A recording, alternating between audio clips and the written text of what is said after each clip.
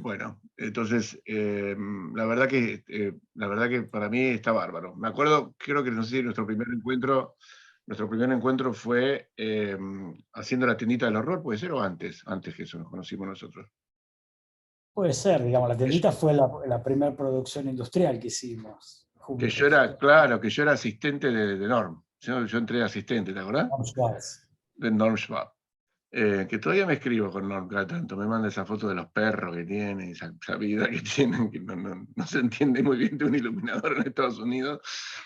Eh, pero era un tipo interesante. Sí, un mundo nuevo para mí, completamente nuevo. En ese momento era completamente nuevo y estabas vos y estaba Ariel, el maestro, me acuerdo. Y ahí conocí a todos los bandidos que después hicieron sus carreras, el Por Pipa, supuesto. Condomí, toda esa banda que estaban a full.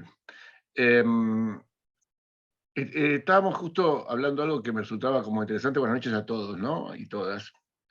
Bueno, Eh, yo gracias por la presentación, no, sos generoso, sos no generoso. soy generoso. Debe faltar alguna cosa más, seguro. Eh, no, estaba justo te corté antes de presentarte, no grabarte, y ahora grabarte, que era, con respecto a vos dijiste, tiene esa cosa del teatro industrial. Estamos hablando de una comedia musical en Broadway, ¿no? Y dijiste algo de lo industrial, ¿no? Eh, ¿Y qué campos toca lo industrial en nuestro teatro? ¿Existe nuestro teatro? Bueno, empecemos de a poquito. ¿Existe lo industrial en nuestro teatro? Hay, como respuesta, ha habido, no sé cómo definirlo, como estertores de industrialidad, digamos. Hay oficios que han aparecido, hay oficios que no han desaparecido, hay percepciones del espectáculo. Tengamos en cuenta de que de alguna manera hay determinados géneros, como puede ser la comedia musical, que es un género bien complejo y es lo que más se asimila naturalmente al teatro industrial, pero podría ser el teatro de texto también visto de esa manera, pero en realidad lo que es un modo de pensar el teatro, digamos, ¿no? Es un modo de pensar los espectáculos más que el teatro. Entonces, no está disponible esa idea, incluso en los formatos más atractivos que pueden llegar a ser la música, por ejemplo, formatos espectaculares como la música, que han tenido desde la segunda mitad del siglo XX un crecimiento meteórico. La industria es del espectáculo, del concert touring que le dicen, o la música en sí, incluso no tiene una mirada industrial. Si bien necesita una organización distinta, no la ves demasiado, porque no hay una mirada. Yo cada vez soy más amigo de las conceptualizaciones. A mí me interesa cada vez que abordo un trabajo, que casi todos son vinculados a la generación de nuevos espacios últimamente, y cada vez menos de producción técnica y cada vez menos de iluminación, que son territorios que navegué en el pasado, y no está disponible, es una construcción. No quiero ser autorreferencial, pero en ADEA discutimos esto todo el tiempo, esta gremialidad, digamos, que aparece, digamos, en la medida que no nos autopercibamos como que realmente esto tiene un poder de fuego. Más allá de ser un lenguaje estético, tiene un poder de fuego. eh, Va a ser difícil que se pueda dar ese paso, y ese paso no se da solo, lo da el colectivo, digamos, ¿no? Vos viste que la dificultad más elemental para poder establecer este salto que creo que decís vos, es que esta mirada tiene que tener un acuerdo en algo que sería a nivel estructura, ¿no es cierto? Mínimamente que hablamos de estructura cuando estamos montando un, un espectáculo, ¿no? ¿Qué acuerdos proyectuales hay entre las partes para decir, ¿entendés? Cómo coordinarlas, ¿no? Entonces, cuando las formaciones son artesanales, por ejemplo, o las formaciones tienen otro tipo de organización no ordenada, ¿sí? No puramente artesanal, digamos, lo que sucede es que es muy difícil congeniar campos, ¿no? ¿Vos dónde encontrás dónde está el problema? El problema está en la formación, el problema está en cómo se dirige, el problema está en la elección de las obras, el problema está en el actor argentino, el problema está en los teatros pobres, el problema es, ¿dónde pensás en primero que te parece lo más Bueno, destacado? podés analizar muchas aristas del problema, pero básicamente es un tema de códigos. Esos códigos son construidos, yo siempre doy el ejemplo, digamos, de cuando uno va a teatros de otra latitud, de otras culturas laborales, cómo funciona ese continuo de tiempo, digamos, cómo funciona la transmisión de los oficios, porque no necesariamente la academia, sería ideal que la academia baje línea, ¿no? Digamos, en un formato, por decir algo, Estados Unidos, cualquier universidad regional tiene las carreras vinculadas al teatro, no solo a la actuación, sino a la dirección y a la formación de direcciones escénicas. Hay un montón de... por la estructura educativa que tiene Estados Unidos, digo. Eso de alguna manera termina homologando. ¿Por qué? Porque te venden el handbook, el manualcito, y detrás del manualcito viene un forma del cómo hacer las cosas. El problema acá, no sé si es un problema, perdón, a lo mejor me expreso mal. La característica de hacer teatro en la Argentina es que los ingresos, los circuitos son muchos y muy distintos, y a veces hay incompatibilidad de lenguaje. A mí me ha pasado, trabajando en el teatro universitario en Estados Unidos en la década de los 80-90, o trabajando en teatro profesional, o mismo veo colegas que trabajan en la música, el lenguaje es el mismo. Claro, Acá claro, eh, el problema está dado en que nosotros tenemos estamentos claro. casi, no diría estancos, pero casi estancos, porque hay como una situación ascendente de los circuitos, de lo que podríamos calificar del circuito alternativo independiente, el circuito privado y el circuito público. Son culturas laborales distintas, entonces tenemos por lo menos, si queremos, 3 culturas laborales distintas coexistiendo, y después están los matices de las regionalidades, ¿no? Claro, es que ahí se une algo que también es cierto, ¿no? Es como que hay una idea de lo económico, ¿no? Parece que la idea de lo económico es lo que organiza estos compartimentos, ¿no? Como que de alguna manera lo que, lo que, lo que en principio de lo que estoy escuchando que decís marca una diferencia que parece que lo económico impide determinado estudio del procedimiento o uso del procedimiento. ¿No te parece algo así? Es y no lo es. Yo, mira, voy a hablar de lo que me pasa en la provincia de Buenos Aires. Todos saben que soy de Lincoln, ¿no?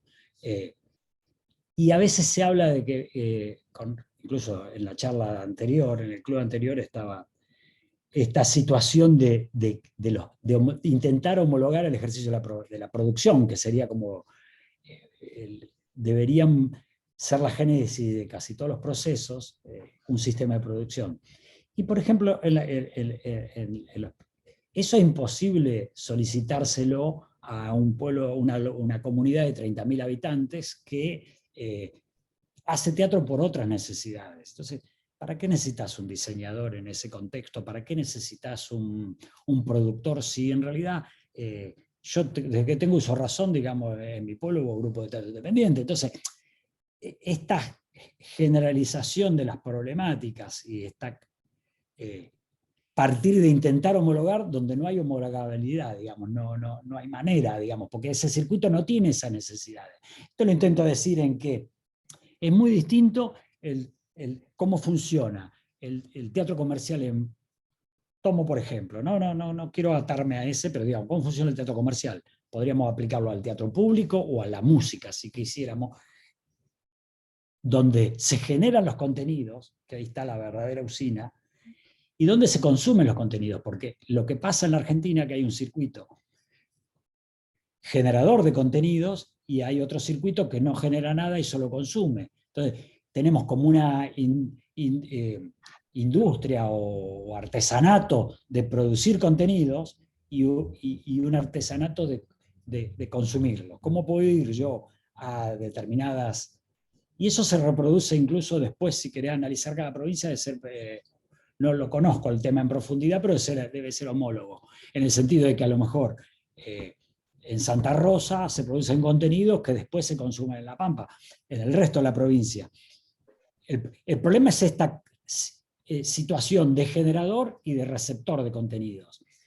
En otros países, por decir un país paradigmático como es Alemania, que debe ser para mí, que lo he caminado durante más de una década, en la década de los 80 en el circuito alternativo y después en el circuito comercial hasta hace, digamos, muy poco tiempo, hace 5 o 6 años que dejé de hacer tours por ahí, donde los contenidos se generan en cualquier lado y los receptores están en todos lados. Entonces, esto es interesante analizar, que yo pueda consumir en Buenos Aires un producto generado en San Salvador de Jujuy o en Tucumán.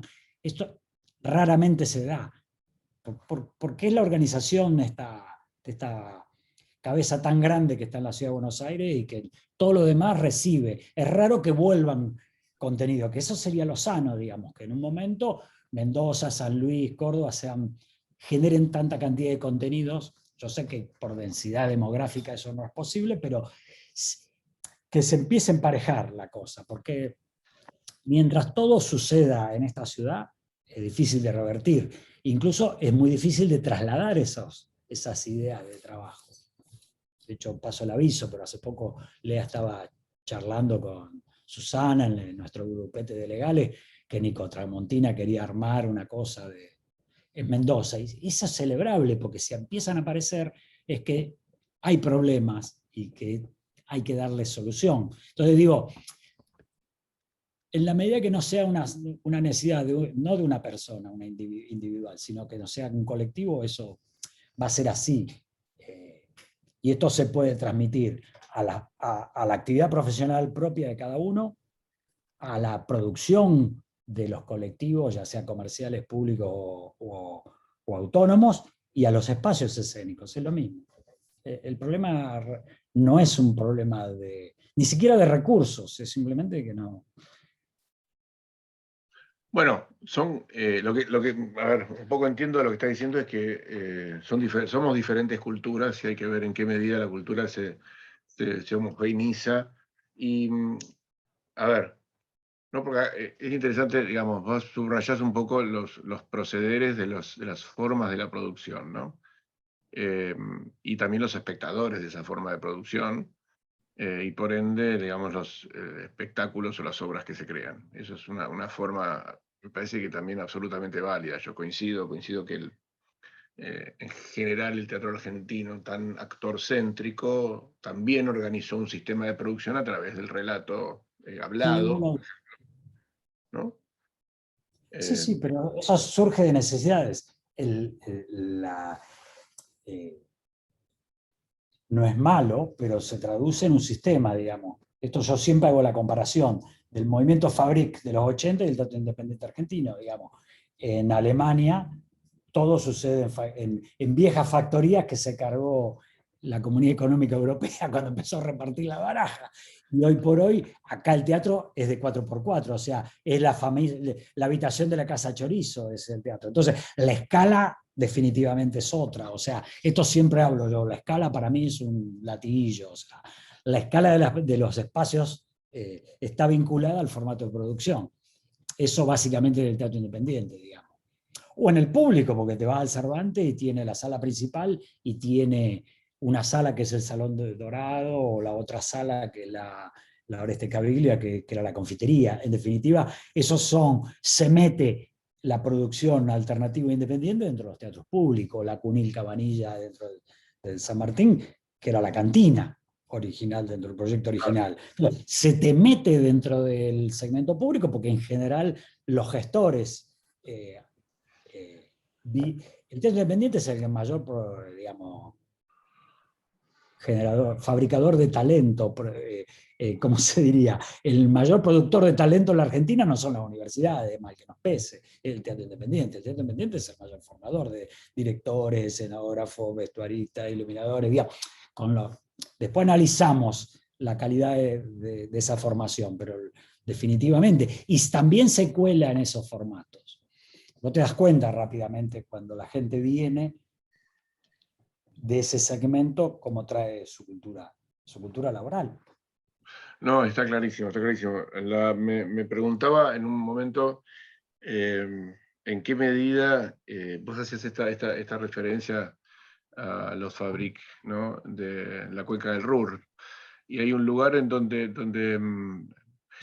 podemos decir que fueron políticas del Estado y una sociedad también que rápidamente aprovechó esos espacios para poder generar artes escénicas, ¿no?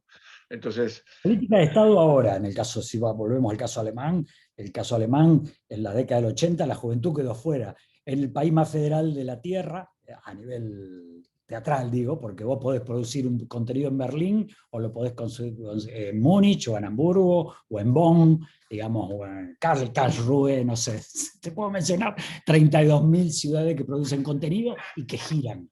Y eso es claro, maravilloso.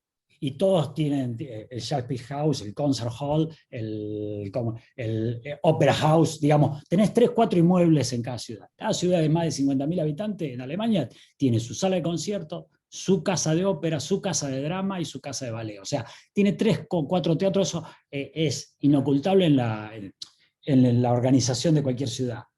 Pero, ¿qué pasó en la década del 80? Los jóvenes se quedaron fuera, y por eso no aparecen las Kampnagel en Hamburgo, te aparece la Karstadt. La Karstadt está en Düsseldorf. No sé, te puedo mencionar, en Frankfurt hay una súper famosa, ¿cómo se llamaba? Bueno, me voy a olvidar ahora. Pero digo, este problema, digamos, es que un movimiento joven que era interdisciplinario, porque coexistían la música, la danza, las artes plásticas y el teatro, fue a tomar esa infraestructura que estaba abandonada. Y eso dio una escala, porque todos estos teatros, por así decirlo, tienen puente de grúa, por decir algo, porque claro, eran claro, fábricas. claro.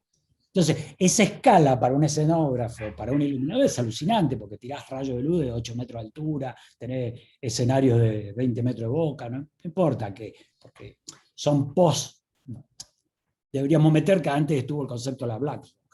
Para llegar a la Fabrik hubo antecedentes anteriores para llegar a romper el espacio escénico. Digo, acá no nos pasa eso, nos pasa otra cosa. O sea, nos pasa el 4x4, la casa chorizo, digamos. Entonces es otra construcción mental también, ¿no? ¿Y una dificultad o no? La dificultad sí, digamos. Ojo que el movimiento Fabrik es política de Estado hoy, en los 80 no lo era. Fue rápidamente incorporado por el Estado porque eran lugares de producción de excelencia. Digo, movimiento alemán porque es el que más conozco, ¿no? Pero digamos. Y escuchame una cosa, no, pero está bueno, me gusta unir cultura con edificio, cultura con infraestructura. En ese sentido, digamos, ¿qué cultura inferís de un fábrica alemán y qué cultura inferís de una casa chorizo argentina? Bueno, volvemos a la escala, el sistema de producción, que es actorcéntrico. Y Pero, que, excepto Susana y sus colegas, nadie sobrevive. O sea, digamos, porque como el vestuario está a la escala, a la escala del actor, sobrevive en ese contexto, claro, pero no hace luces, a tirar luces a 4 metros de altura, no hay beam, no hay rayo que sobreviva, no hay volumen escenográfico que sobreviva, no hay mecánica escénica que sobreviva. y, El único caso que de yo, digamos, como colaborador de un proyecto, me pasó en Sánchez Bustamante, en UNSAM, nada más, que realmente era la vieja planta de energía del subTA, que la tomó un comodato que duró 6 meses ese proyecto, pero hicimos un proyecto donde el proyecto se fue quedando sin guita, no se pudo, se hizo el tratamiento acústico, bueno, la puesta en valor del inmueble, y no había guita después para la luz, para el sonido, para la mecánica, pero sí pusimos plata en renovar el puente grúa, y era el talento de ese lugar, que era un hoy justo hablé de ese volumen. edificio. ¿Eh? Me parece que ese edificio volvió a formar parte del Ministerio de Cultura de Nación ahora. Fue de Lombardi, lo tuvo No, Claro, ¿no? Claro, no sé, debe estar en el contexto de la nave, no sé quién lo gestiona. Es un edificio superlativo, digamos, Superlativo, de esa maravilloso. movida. ¿Por qué? Porque vos tenés realmente un volumen, una caja a la tipo Capnagel, no me acuerdo cómo se Total, llama, la sala total. grande de Capnagel. Ahí hay un puente de grúa de 25 toneladas que lo podés mover en todo el recorrido y ahí nosotros colgábamos el rig. Poníamos el rig ahí de luces y de la cámara, digamos, toda la vestidura y demás. Pero digo, eso es la excepción que confirma la regla. Vos navegás el país y en los espacios. Bueno, en el teatro comunitario, ojo, que reclama otro tipo de espacios. Me ha tocado colaborar con algunos, la comunitaria en Rivadavia, otro teatro en Oberá, que era una vieja tabacalera y demás, que tienen espacios de esas características. El teatro comunitario camina ¿Y un eso, sendero distinto. otra Eh, libertad o qué? Otra espacialidad, o lo que me tocó a mí conocer, ¿no? Entonces digo, también hay que observarlo eso.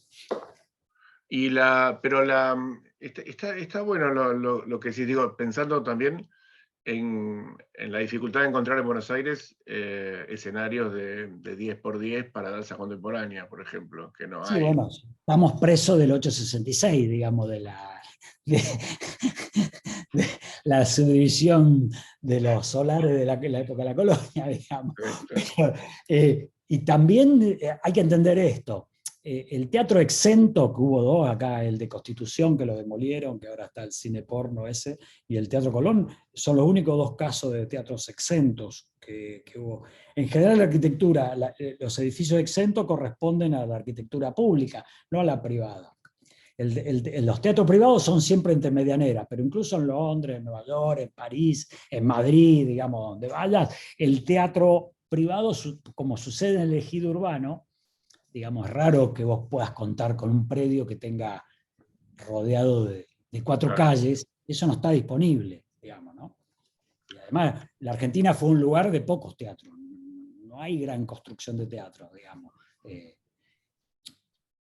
El periodo, digamos, de la colonia, digamos, que creo que el primer vestigio de un teatro eh, es de Mendoza. No tengo el dato bien confirmado, pero creo haber leído una cosa así, en Mendoza, el primer teatro.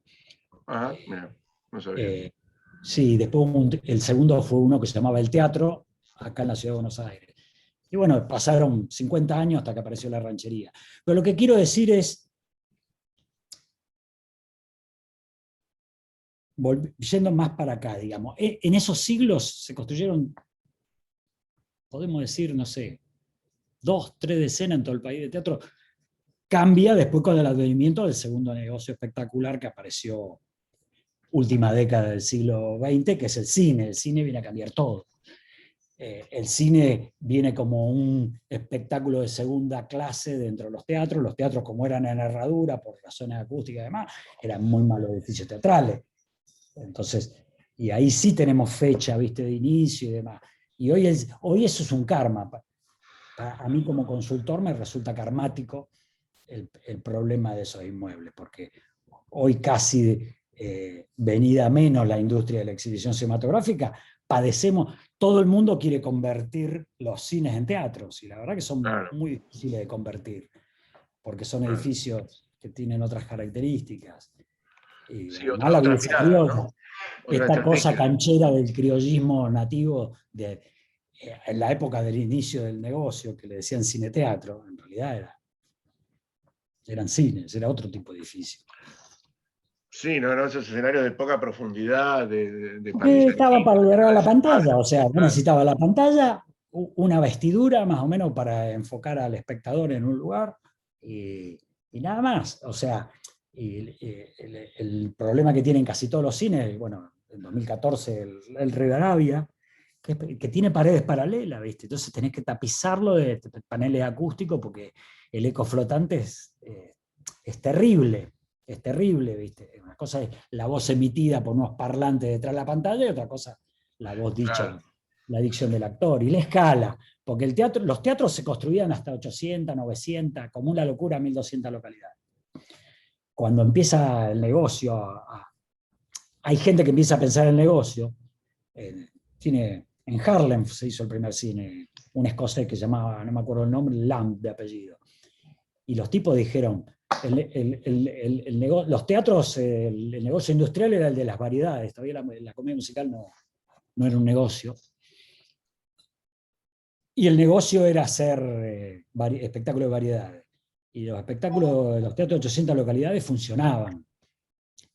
Porque el público no iba al teatro, digamos, el público iba al circo. Las clases sociales de menores ingresos iban al circo. A través de otros tipos de edificios que no tienen comunicación con un edificio teatral como lo conocemos, ¿no? Entonces, ¿qué pasó? El cine necesitaba foros más grandes, que todo el mundo vea la pantalla, y una cosa aspiracional que le metió este tipo que se llama, nunca puedo pronunciar el apellido, que todos los cines del mundo siempre hay un cine Roxy, por este Roxy, Rottenfeld creo que era el apellido, que es el tipo que inventó el negocio del cine. El lococo de Nueva York, vamos a decir, o el cordero de Nueva York, digamos, que armó como las cadenas, los circuitos de circulación de contenido.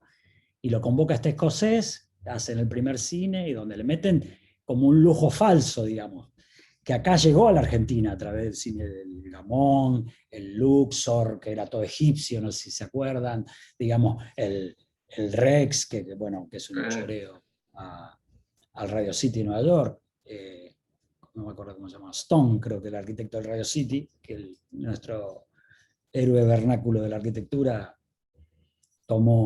clonó, vamos a decir, el edificio, o Bourdon demoliendo el teatro ópera y haciendo ese cine.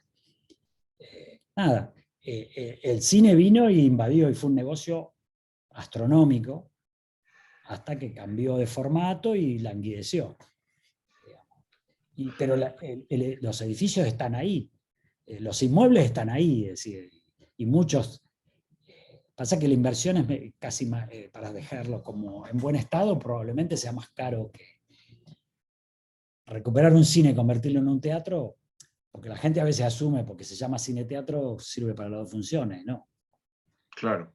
Che, viste, hablando de esta cosa del cine-teatro, viste esta variante de doble proscenio, ¿no? La del regio. No sé por qué me acordé del doble proscenio cuando estabas hablando.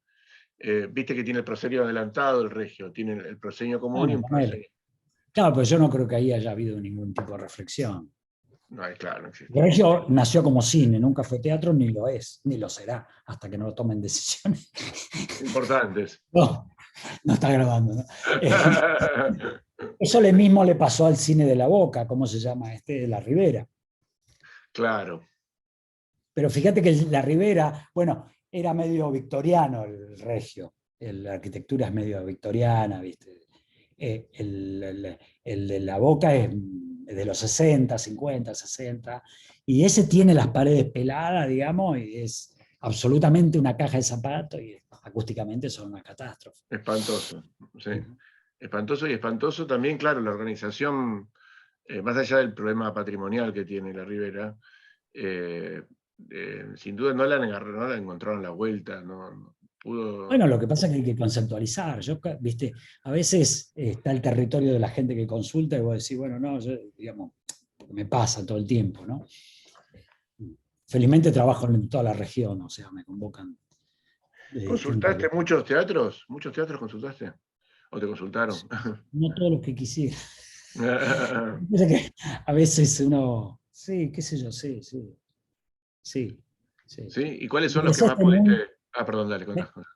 No, digo que vos sabés que yo era electricista de teatro, en un momento di un paso y me empecé a dedicar al diseño, y después di otro paso por circunstancias de la vida y me empecé a dedicar al mundo de la producción, que era una visión no rara acá a nivel vernáculo. La producción técnica hace 30 años no estaba disponible como sistema de pensamiento, de que alguien podía ser el interlocutor por esta facilidad que yo tenía del dominio técnico y demás, tomar ese tipo de trabajos, y llegué así de manera circunstancial a la arquitectura y me enamoré de los espacios, digamos, pero colaborando con arquitectos, ¿no?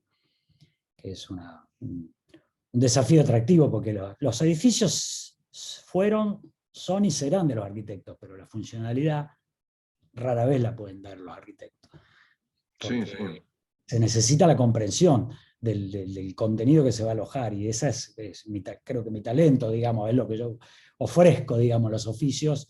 En cada proyecto, aparte de hacer comentarios impopulares, Inapropiados. es sí ofrecer la experiencia de entender cómo funciona el edificio, manejar todo eso. ¿Hay alguna cosa que nunca entienden los arquitectos? Sí, el uso.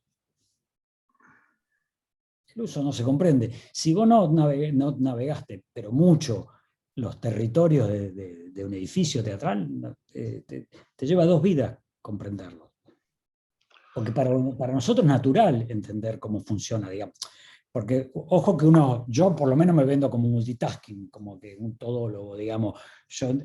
Para entender el edificio tenés que entender cómo funciona una lavandería, cómo funciona la zona húmeda de un camarín, cómo circula durante el elenco, el tipo de hospitalidad que tiene que tener un camarín, cómo es el foyer, cómo se comunica con el vestíbulo, cómo es la entrada de carga.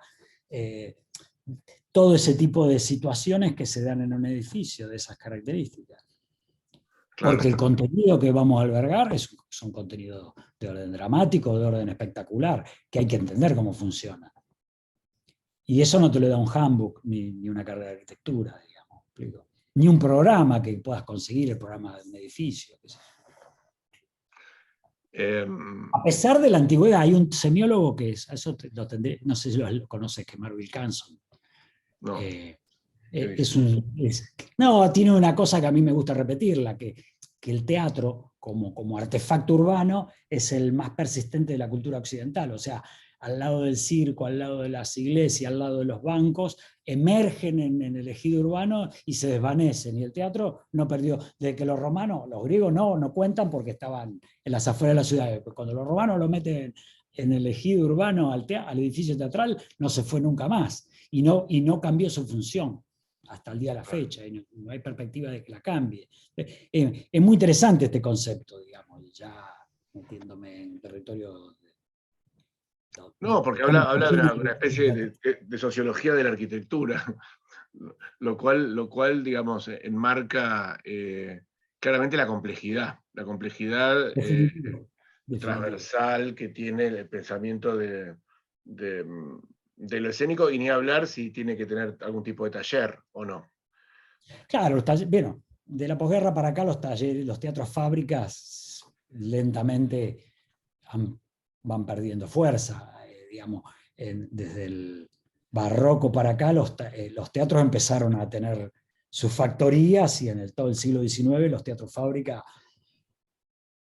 fueron realmente, sobre todo los públicos, ¿no? Los teatros de circuito comercial no funcionan de esa manera, pero los teatros fábricas sí, en el mundo de los teatros públicos se pusieron de moda en la posguerra, empezaron a desactivarse.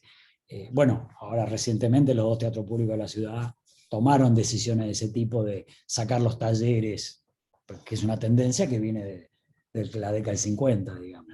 Pero también habla de una idea del teatro como sistema, como lugar de autogestión plena, ¿no? Como una especie de idea de totalidad. Me acuerdo, ¿no? En el siglo XIX, produciendo la propia energía para iluminar, ¿no? La propia escenografía, la propia, bueno, ¿no?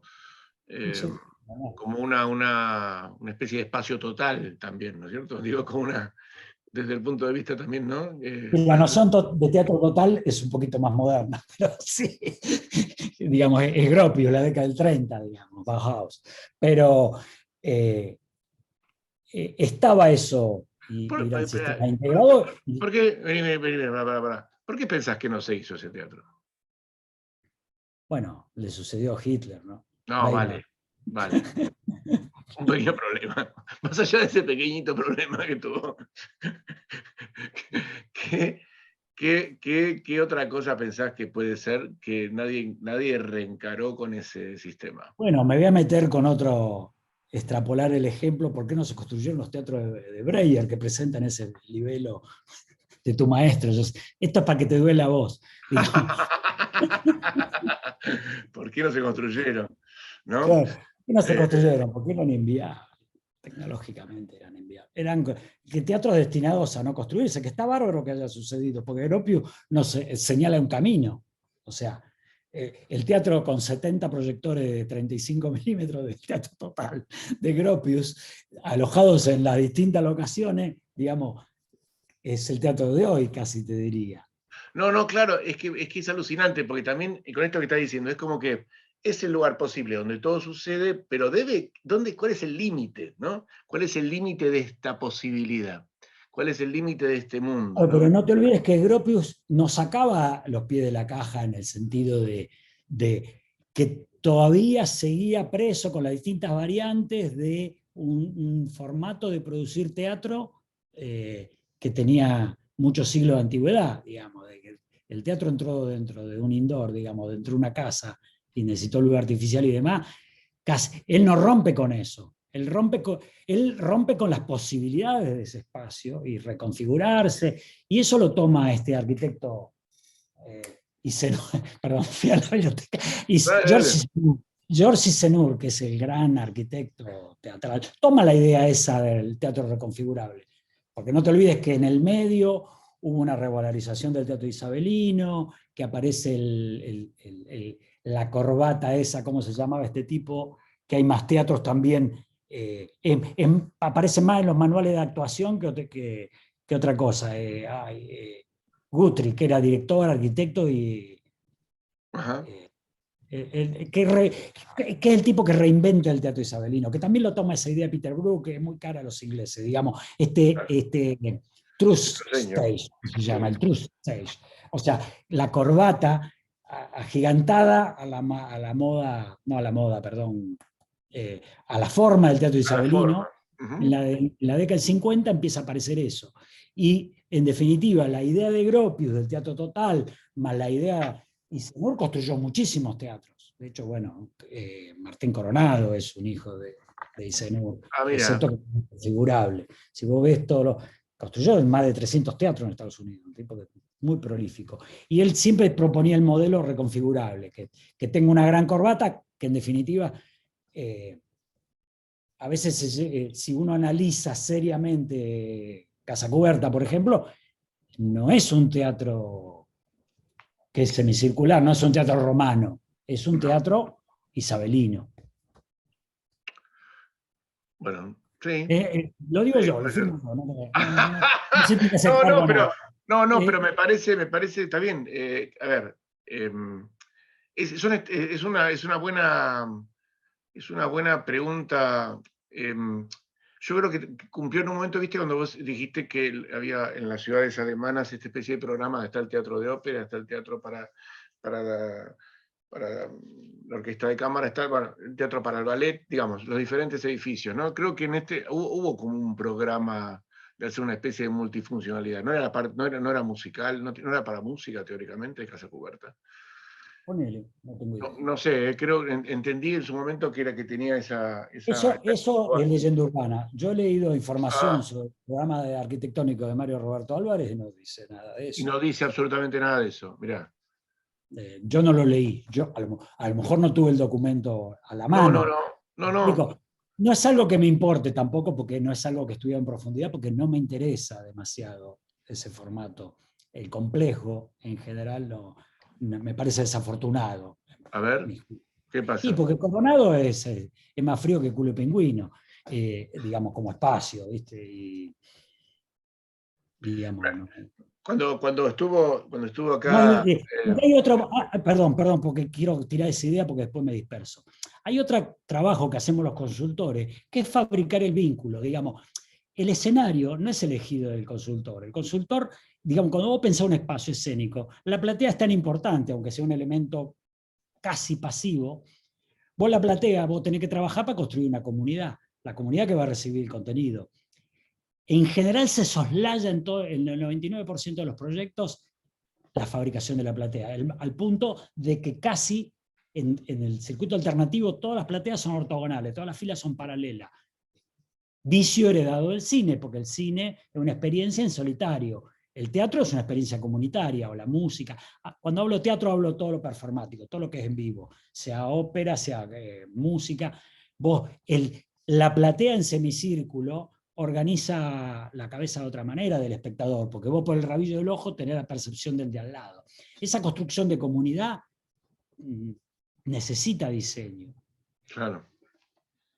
Por eso digo, a mí, si tiene una vara más o tiene a esta altura del partido, no me importa. A mí o el escenario es corto, o es ancho, o es alto, o no sé qué. Hoy no es el producto de mi interés. Mi interés es construir esa comunidad que va de un lado emitir y de otro lado recibir, igual que las corbatas, o los proscenios, como decimos nosotros, mal llamados proscenios, las corbatas escénicas, que esa interfaz entre el escenario es de vital importancia para construir el vínculo. Me trae la anécdota porque cuando se hizo el picadero había una discusión, yo decía que heredamos una estructura, qué sé yo, y Veronese, que en ese momento, Sebastián lo escucha mucho, decía, hay que trabajar el vínculo, lo que se da en Cuberta no se da en ningún teatro en la Argentina, ese vínculo entre el actor. Yo al principio, obviamente como soy yo, me le reí. Después bajé 5 cambios, a la semana siguiente que nos reunimos, no le di la razón, pero porque no me gusta. Pero reconocí que era muy inteligente lo que decía. Digamos, esa construcción es súper importante. Por eso digo que isabelino, porque además en el teatro romano esa zona no se usaba para lo que se usa hoy. Sí. No, Y el no, escenario de Puerta es un escenario secundario porque tiene una visión extremadamente restringida. Vos tirás el cono óptico.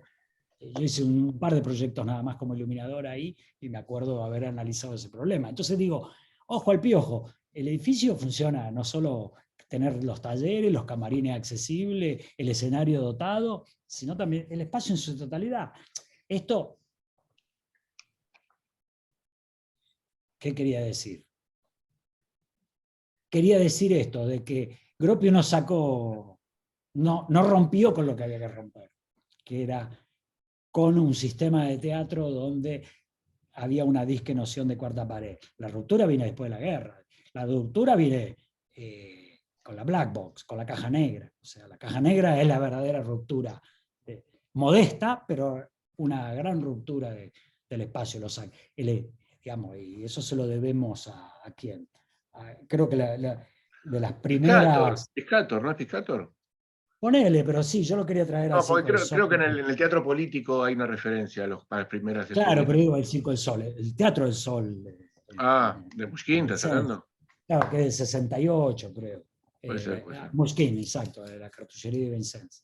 Que es un espacio que es, aparte de ser hermoso, como fábrica, una fábrica de 1700 y pico, ahí empieza sistemáticamente. De hecho, Bruch, un poco con la idea, tomando la idea esa, y esto de Guthrie, que es de los 50, viste ese teatro que toma en París y la Academia de Música en Brooklyn y demás, que él saca el escenario, lo deja como zona secundaria, como zona de backup, y avanzan sobre la platea para construir Claro, esas comunidades, ¿no? Es el muy buff, atractivo. ¿no? El buff El con Buff du Nord, Buff sí, du Nord. sí, Sí. con la idea del tapete, que es un poco, digamos, ¿no? Claro, pero si vos lo analizás al tapete y le das marco, estamos hablando, estamos de vuelta, volvemos allá lejos está el Teatro Isabelino, No, o no, no, el no. stage de Entiendo. Guthrie, Tyrone Guthrie, no sé cómo mi fonética es fatal. En los 50 él plantea la renovación. Y eso es exitoso, más allá de que Guthrie creo que construyó 2 teatros en su vida, es exitoso en el vínculo con el actor, porque el picadero casi te diría que termina siendo eso. La gente confunde, como las gradas están así, a veces tiende la confusión a llevarlo allá a la antigüedad helénica o a los romanos. No son así, no, porque no tenían esa función. Ahí estaba el coro en esos Claro, teatros. claro. Sí, y sin duda vos estás hablando de la función de la arquitectura más que la arquitectura misma. Entonces, La arquitectura es del arquitecto, y está bárbaro que así sea, porque ellos claro, hacen claro. con este tipo, ¿cómo se llama? No me acuerdo si era sueco, John Hus, que es la explosión de los teatros públicos. El concurso que fue así uno de los grandes concursos estrepitosos ¿en qué año fue? El 59-60, que fue la ópera de Sydney. Ah, Digamos, eso hizo explotar que en todo el planeta se empezaran a construir teatros públicos de nuevo. Hubo un periodo en que no se construyeron, digamos, desde Garnier para acá, no hubo más teatros públicos. Ah, Ni en la ¿no? Argentina, el Colón no era un teatro Mira, público, era un teatro mira, privado, era un consorcio, y después sí. se fundió el consorcio, porque nunca lo terminaban, y pasó a ser público. Pero digo, en esa época, digamos, después explotaron los concursos arquitectónicos. Y está bárbaro, porque los arquitectos, digamos, bueno, Australia es, no sé, vos estuviste en Melbourne alguna vez, el No, Victoria Arts Center, es compite con la ópera de Sydney. Que la ópera de mira, Sydney le decimos ópera, pero hay 4 salas ahí adentro. En ese caparazón hay una sala de concierto, hay 2 ah, estudios, 150 tickets y hay una casa de ópera. mira. No, te quería volver un momento al tema Coronado, porque recuerdo cuando estuvo acá, viste, Jean-Guy Lecat, Ya, yo trabajé con él. bueno, él decía que la Coronado servía hasta la fila 10, decía, ¿no? Después de la No, fila 10 no tenía sentido, que había que volar todo lo que era el pullman, todo eso había que cortarlo, que no servía para nada. Por un lado, Yang vos lo conocés, ¿viste? Es otro radical. otro radical. Y vos sabés que había pasado una cosa que siempre me interesó con esto que estás diciendo vos un poquito, ¿no? Una vez que vino Ostermayer al Festival Internacional a hacer un Hamlet, no sé si lo viste vos, eh, voló 5 filas del San Martín, ¿sí? de la platea, 5 filas de la Coronado, y adelantó el proscenio, o sea, adelantó toda la escenografía hasta esa altura. Y casi, viste que la platea se hunde en la Coronada, no se entiende muy bien. ¿Quién diseñó como la del alvear que se hunden debajo del escenario? Logró, El consultor de escenotécnico, creo que no sé si no fue Breyer. sí, puede ser. Me da la impresión, nunca encontré datos fehacientes de quién fue el consultor escenotécnico. Bueno, ¿no fue Benavente el del otro, el del, ¿cómo se llama? El otro teatro, el que está ahí en Corrientes, ¿cómo se llama? Ah, el de Corrientes entre Uruguay y ¿cuál es la que sigue? ¿Talcahuano? Ay, ¿cómo se Entre llama? Corrientes. El Apolo. ¿No fue Benavente el consultor de Pero el eso? Apolo es un cine. Pero no fue Benavente el que estuvo metido ahí. Digo, sí, otro problema más. El Claro. Apolo es un cachivache, perdón. No, No, es sin que sí, sí, ofender, sí. soy pariente del Apolo acá. Aparte, bueno, sí sirvió de algo construir, digamos, la demolición del Apolo sirvió para la ley de teatro, ¿no? Que no se aplica mucho, recién ahora se está empezando a aplicar, sirvió para la ley de demolición de teatro, digamos, el Y, gobierno de él. y Porque hace poco, escuchame una cosa. ahí había el Teatro de los Podestá, se estrenó casi toda la producción de los Podestá, entre el Politeama y el Apolo, se Mira, construyó casi toda la gestión, así como el Alvear era de este hombre, como se llama, de Vacareza, se estrenó toda porque el Alvear era de Carcavalo, y que era el que productor de Vacareza, y se estrenó casi todo ahí. che, ¿te sirvió de algo, viste? Creo que en un momento lo hemos hablado, los manuales de la policía, esos, viste, de bomberos, de Sí. principio del siglo, para la historia de los teatros, ¿o no? Sí, A mí viste que yo tengo un blog, ¿no? Que sí, sí, escribo, sí, yo sé, claro, claro, por eso. colecciono planos y todo ese tipo de cosas, que las desarrollé cuando vivía de gira. Esas actividades las desarrollé en los hoteles, ¿no? Cuando uno aburrido de ir 20 veces a la misma ciudad, que ya no tenés más nada que turistear, empezás a inventarte actividades para no... La alienación sí está, pero digamos, para canalizarla. No sé. Eh, Eso demuestra cómo era el estado de la cosa. Es una foto del teatro del siglo, finales del siglo, segunda década del siglo 20, XIX. ¿no? No, No. no, No, dije, sí, escribieron en todavía. el 11, porque el tomo 1 describe los incendios de los... Él era amigo de no sé qué presidente, Calaza, y lo mandaba a cada vez que se incendiaba un teatro, lo inventé, y lo mandaba a mirar la ceniza. Sé que había plata, había recursos y había amistad. Y el tipo, bueno, lo canalizó en un libro. El segundo libro describe no más de 30, 40 teatros que se construyeron en la época, de variedades. Wow. Y el tercer tomo es el Colón, porque él fue el consultor de incendio. El No programa de sabía. incendio del Colón es de él. No sabía que había tercer tomo, mirá. Sabía de Claro, dos. sí, sí, son 3 tomos, son 3 tomos. Sí, son parte de mis incunables. Eso que te trae. No, yo tengo fotocopia acá tengo fotocopia. Claro. No, pero digo, es atractivo porque, digamos, había todo un sistema. Los teatros se incendiaban, pero también era hoy los teatros rara vez se incendian. Los teatros se incendiaban porque, fíjate vos que durante la iluminación a vela, o a candil, o a aceite, demás, los teatros no se incendiaban, se empezaron a incendiar con el gas, concretamente. La era del gas fue estadísticamente la que más teatros se incendiaron. ¿No? Claro. Che, y escúchame, ¿y el Colón qué pasa? ¿Qué te parece? Es un teatro que fue diseñado para gira y son teatros que, digamos, en un periodo donde en la Argentina no se generaban contenidos, se recibían contenidos. Entonces, y un teatro 2D, digamos, donde lo corpóreo, si bien la escala es importante, eran teatros para recibir producciones con telones, por eso le falta. Claro, con telones. Tiene hombros. Hoy, si vos, en la década del 60, la BTT, que es la. Déjame decir. La British Association Theatre Technician contrata un tipo para, no me voy a acordar el nombre, lo tengo ahí en algún blog de tecnología, cuál es el estándar ideal. Y se plantean medidas ideales para un teatro. Cuánto de capilla, cuánto de hombro, cuánto de pata, cuánto de zona neutra, qué tamaño tiene que tener el apron, los límites visuales, los límites sonoros, todo eso se dedicaron a estudiarlo estadísticamente para poder plantear un teatro ideal. En el 99% de entre medianeras no hay disponibilidad de hacer el teatro ideal. Tenés 12 metros de boca, necesitas 15 metros, 18 metros de hombro. Entonces, claro. Digo, al Colón le pasó va a sonar rudo lo que digo. La Argentina nunca estuvo a la vanguardia de la arquitectura teatral, ni lo está, porque no hay necesidad, o sí hay necesidad, pero no es política de Estado, ni se entiende cómo funcionan los circuitos comerciales de exhibición teatral, que podría, habiendo la clase media que hay en la ciudad, el resto de la ciudad del país, podría haber circuitos de gira industrializados, no sé, como el modelo holandés, por decir algo, que cada 30 minutos tenés un teatro cuando te vas de gira. Claro.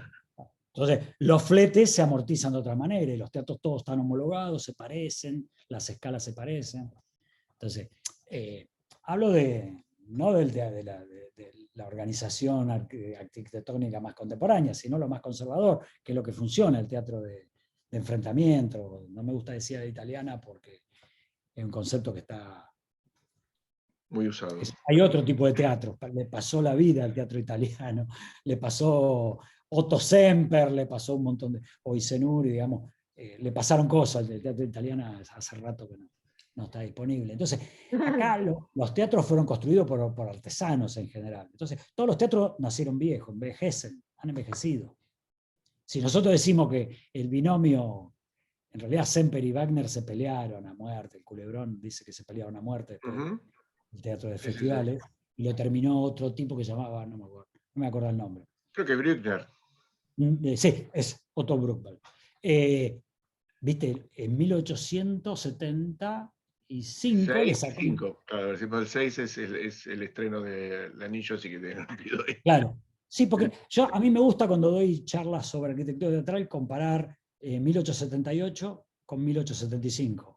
1878 se termina la ópera Garnier, el último gran teatro convencional, y para mí el embrión de la modernidad viene con Semper, que el cuñado, que yo lo visité, porque a Bayreuth nunca fui, pero en Múnich está el Prince Regent's Theater, que es el cuñado de Semper, que se llamaba Max Lixman, que hizo, tomando el modelo del suegro, arma el Prince Regent Theater, que es el que estudia Isenur y todos los americanos. Por eso el teatro es el fan shape, que se llama, triunfa en Estados Unidos así rápidamente, porque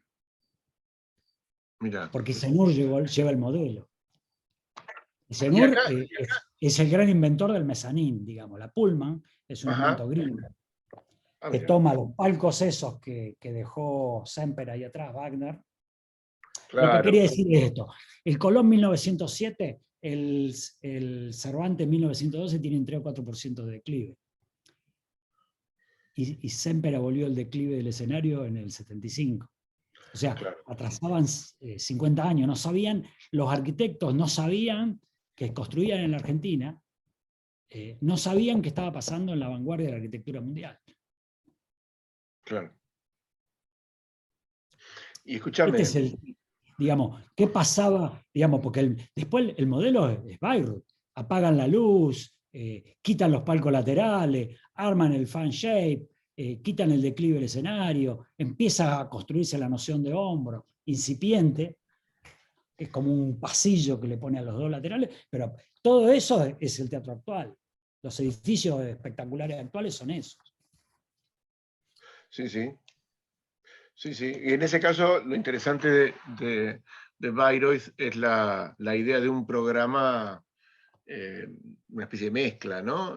No con ninguna tradición, ningún ejemplo de dónde copiarlo, ¿no? Creo que en esto me Es que parece no, que es que a ver, ahí hubo un comitente, sí, bueno. que eso no abunda. Digamos, los teatros comitentes no saben lo que quiere. O sea, el famoso Wagner era el comitente, al punto que el mejor arquitecto teatral alemán, porque si vos ves la ópera de Dresden, te vuela la cabeza esa ópera. Hay que estar ahí y ver esa ópera. Otto Semper o el Unterlinden, que es la ópera chiquita de Berlín, te vuela la cabeza. Ese tipo era un genio. Y de repente rompió todo lo que sabía hacer y hace ese teatro. Claro, claro, Pero claro. no es solo el arquitecto, es el comitente también, digamos, la construcción de una idea de que había un tipo que quería exhibir las cosas de otra manera, ¿entendés? Las arañas, la luz de sala estaba prendida, esto tenemos que entender, que la luz de sala estaba prendida hasta 1870 y, ¿cuánto dijiste? 76. No, se apagaba la luz de sala. Entonces digo, ¿de qué estamos hablando? Sí, sí, de hecho es interesante ver que la escenografía neobarroca en ese escenario se ve más vieja que las salas, cosa que hasta ese momento uno podría decir que la ponías en Garnier y machaba la escenografía de Garnier es Ciceri alucinante, yo con nunca el trabajé, edificio. lo he visitado Garnier como turista, digamos, he ido porque es insolayable no visitar Garnier. Y es un palacio, le hace honor a su nombre, Palais Garnier. Pero bueno, para mí Palais Garnier es el fin de una época. Claro, claro, claro, claro. Y creo que haber sido el Y, último grande que se y, hizo. y Eso. Bayreuth es el comienzo de otra era. Sí. Marce, escuchame una cosa. Bueno, hiciste hace poco, ¿no? Terminaste con Politeama, no Politeama, ¿no? Sí, Y correcto. Politeama, sí. Politeama, Politeama. Es muy gracioso porque es una discusión que se decía, Politeama es una tipología de teatro, como llamar al teatro teatro. Claro, claro, claro, claro. Politeama es una tipología de edificio circense, que ahí debo tener una historia, que se usa mucho en el norte de Europa, se usaba. Acá hubo dos politeamas, o tres si querés. El Coliseo, que hoy sobrevive como forma de teatro, el Politeama Humberto Primo, que era el más grande, que estaba ahí donde está la sede de la Policía Federal. Ajá. Ahí estaba el Politeama. De toda la manzana lo ocupaba el Politeama de Humberto Primo y el Politeama argentino. Digo, el Politeama era un edificio de hierro y chapa que era para albergar circo. Era el edificio circense de este tipo, ¿cómo se llama el inglés este que inventó el circo? Ashley. Pero había ahí en Corrientes y Paraná, era ahí, estaba ese, estaba. Ah, mirá. Ah, mirá. Sí, sí. De hecho, tenía un hombro porque el Teatro Politeama actual está construido en el hombro. Paraná tenía un hombro que daba a la calle, el edificio daba a la torre, esa vidriada que está ahora, era la sala, y el vestíbulo y la sala, el hombro y el hombro. Ah, mirá. A las dos calles, sí. Igual no tiene nada de lo que fue, ¿o sí? No, estoy diciendo. No, no, porque te iba a Es preguntar mi si momento de gloria, había. querés, un descarrillo, man. No, no, ¿por qué? No, Digamos. porque digo esta cosa de que mucha gente, digamos, es un edificio, una tipología de edificio que solo sobrevive en Rusia, en los países muy fríos, que todavía que hay mucha cultura del circo, y que sí, porque los gringos, como todos, vienen a piojar la cancha. Los gringos inventan lo que nosotros conocemos como la carpa, que ellos la conocen como Big Top. es de 1820, 1825, porque los circos empezaron a incorporar a Estados Unidos en su rutina de gira, y en Estados Unidos no había infraestructura, y el clima lo permitía, y entonces empezaron las famosas Big Top, que llegaron a tener hasta 8 pistas, ¿no? Algunas, 25.000 localidades, una cosa monstruosa. Y la carpa entonces vino para quedarse. Y en todo el sur de Europa, Francia y demás, los circos, ya no hay más politeamas. De hecho, yo en Italia trabajé en uno que se llamaba Rossetti, ahí esa ciudad que cada 100 años cambia, que era austríaca y después era italiana, después pasa ahora es Italia. Ay, no importa. Bueno. Que es un politeama que todavía sigue siendo politeama. De hecho, lo pueden configurar como arena y lo pueden configurar como teatro. Eso de configurar, me hiciste acordar, de configurar, viste que eso se llama teatro por bloque, ahora con bloques. ¿Cómo se llama esto? Ahora tiene un nombre. Bueno, hay un libro de arquitectura contemporánea, después te lo busco, de arquitectura teatral contemporánea, que hace referencia un poco que la moda son estos teatros modulares, ¿no? Bueno, ¿No? la moda de los 50, porque Zenú ya los hacía modular. No niego, no niego que la idea ya ha tenido su desarrollo, pero la sensación de que esto, de tener las configuraciones, ¿no? Viste que un momento que las configuraciones, pienso en la platea retráctil del centro de la cooperación, ¿no? Ya se movió después del día del estreno, ahí estaba Monzón por ahí, ¿no? Ahí está, bien, sí, ahí Pero está. el teatro configurable en 866. Claro, claro. 866. O sea, cuando vos lo pones en el. Vos fíjate que, bueno, no, me voy a abstener de emitir. No, emití, no te No, abstengas. digo que en el uso actual los puentes quedaron perpendiculares a la boca, y vos en realidad los términos, cuando vos construís volumen como escenógrafo, como iluminador, necesitas los términos paralelos a la boca de escena. Y los puentes le quedaron en el otro sentido a este espacio. Una cosa muy rara. El otro día escribiste algo sobre los términos, no sé si en Facebook o en dónde habías escrito. Porque me agarró estoy investigando un tema viste que me agarró por escribir pequeños textitos, sí, porque hablando un poco del varieté, me llamó la atención que en los espectáculos de varieté, que incluía la Argentina, digamos, tuvo un furor acá de teatro de varieté, en las de 1850, 1860, 1890, explotó el negocio del varieté. Y que es muy interesante, no perdamos el tiempo en eso. Sí, es la construcción de planos, digamos, dentro del escenario. Pero por favor, pero desarrollarlo, porque es algo No, que... lo desarrollaba en el sentido de que para mí había una noción donde que la organización mental de la gente que hacía varieté le destinaba una zona del escenario, depende de la cantidad de actores que participaba. Entonces tenían la zona 1, pero yo lo vinculaba más que nada al tema de la maquinaria, porque vos tenés la vara 1, la zona 1 era el proscenio, casi, y 2 varitas. Entonces tenía la vara 1, la vara 2.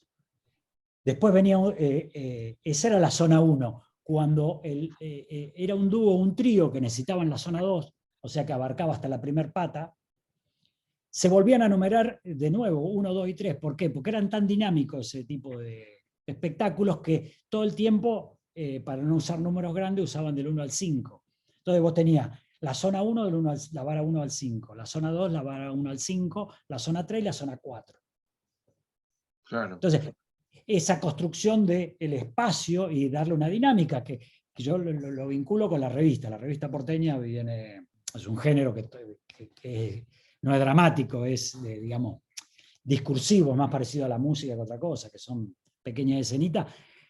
Dicen que era muy dinámico porque tenían ese formato del teatro de variedades, donde que el escenario se achicaba y se agrandaba, como que latía, ¿no? Cuando venía un personaje, toda la cámara o todos los telones se quedaban chiquititos, y cuando venían varios personajes, se agrandaba y se iba expandiendo el escenario de tal manera que nada, esa es la forma de generar vértigo, ¿no? No, es que me parece, mira, siempre me dio la sensación de que hay un concepto del escenario del punto de vista más americano, que es más arquitectónico, o sea, dividido en coordenadas topológicas, ¿sí? y un escenario más europeo, no jerárquico, ¿no? Con otro tipo de utilización. Hace poco estaba charlando con un urbanista, recuerdo que yo lo asocio mucho a lo que es el uso cultural del espacio público, ¿no? Y cómo uno construye en el espacio escénico, cómo vive en la vida cotidiana. ¿No te da la impresión? Cuando yo vi ese artículo, por eso me acordé de nombrarlo cuando llegaste a la historia de los términos, me hizo recordar esto, ¿no? La idea eso yo lo llamaría así, una especie de topología arquitectónica, ¿no? Como una especie de coordenada sobre la cual el cuerpo se mueve, como un área de habitar, ¿se entiende? Concepto que es complicado de explicar acá muchas veces, porque no tenemos esa idea del espacio público. ¿Qué te parece? ¿Una especie de delirio lo que estoy diciendo? No, lo que pasa es que nosotros, en el Río de la Plata, no los hago socios uruguayos, nosotros, digamos, acá no estamos acostumbrados a trabajar en términos. Lo trabajamos de manera empírica, pero nadie lo define. Nadie define el tema. Los españoles usan la palabra término, que a mí me la tomo porque no tenemos nosotros otra No, palabra para no. definirlo: el primer término, segundo término y tercer término. Y está bárbara la construcción. Y eso, cuando yo empecé a hacer musicales, me empecé a dar cuenta que había de manera intuitiva una sensación así. Digamos, cuando vos tenés, por decir algo, hablando de la luz en una producción teatral, en el tercer término, generalmente no hay luz de frente. Claro. Si vos tenés la necesidad de un bailarín, un cantante, ponerlo allá al fondo del escenario, no necesariamente hay que iluminarlo de frente. Entonces, el tratamiento lumínico a lo sumo es normalmente de contra o de calle. Entonces digo, los términos tienen que ver con la calidad. Si yo tengo que decir algo importante, normalmente lo traigo al centro del escenario, a la coordenada 00. O sea, esto es natural. Que nosotros no lo hayamos hecho un sistema es nuestro problema. No es nuestro problema, es que no hemos reflexionado al respecto. No, claro, me parece clarísimo. Me encanta este acercamiento, digamos, al aspecto absolutamente relacional de la arquitectura, que me parece que yo coincido, pero absolutamente. Me parece que es cierto, y yo creo que esto que de alguna manera vos estás remarcando o un déficit de reflexión, o una cosa que dijiste muchas veces esta noche, que es la palabra necesidad, digamos. Creo que de alguna manera lo que termina reflejando también es, por ejemplo, la deficiencia de posiciones de iluminación en el auditorio, ¿no? En el FO, ¿no? Una Bueno, cosa que el también es... politeama creo que lo resolvimos. Bueno, a ver, contá un poquito.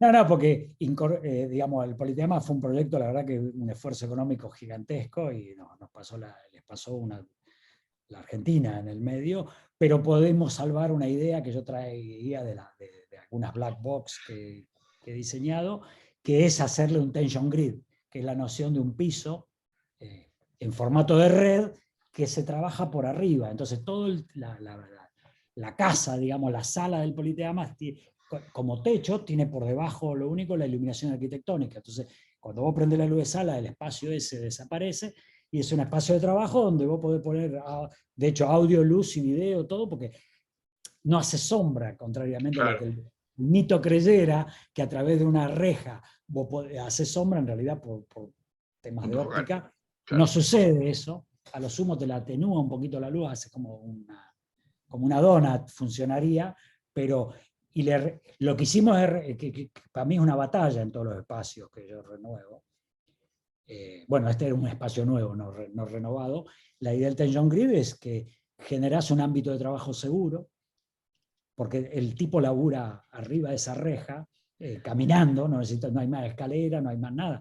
El focusing, todo lo que hacen luces, saben el delirio que es hacer focusing en las posiciones del auditorio.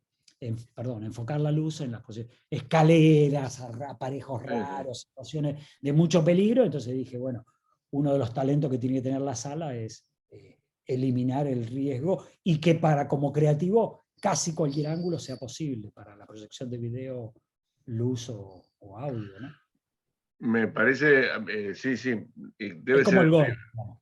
¿El En el qué? picadero, el golf fue que la percepción de todas vocal y consonante, porque era un proyecto sin recursos, el picadero, y nos enfocamos en esto que planteaba Veronese a Sebas, ¿no? La idea de que hasta la última consonante se escuche en toda la sala. Entonces, el picadero vos podés ir y hay un montón de déficit que plantea el espacio, pero priorizamos el vínculo entre el actor. Entonces, cada espacio tiene un nuevo desafío. Digamos, yo siempre digo que no hay el teatro ideal, no existe el teatro ideal, sino que el mejor posible. Porque a veces está la variable de los recursos, la variable... Hay infinitas variables, sobre todo que son proyectos que no tienen la escala de una producción a la que ustedes están acostumbrados, que en, no sé, 6 meses, un año. Un proyecto de un teatro puede llevarte 3, 4 años, 5. Claro. No, no, me parece. Entre que lo pensás, lo ejecutás, ¿entendés? Es otra mirada. Y sobre todo esta cosa que a mí me gusta, asumir ese rol cuando soy consultor de un proyecto y convertirme un poco en el brazo derecho o del arquitecto o del comitente, según quien me contrata, porque en general todos los otros especialistas difícilmente comprenden qué están diseñando, el de electricidad, el de clima, el de acústica. Entonces, hay que ser un poco lenguaraz, hay que ser como así, como decía Olmedo, hacer la impostura de mano en esas cosas. Hay que traer un poco de curanderismo a eso, porque si no, no se entiende, no, todo un No, intríngulis, me parece, me vínculo con parece, los me parece. especialistas a la hora de contactarte, ¿entendés?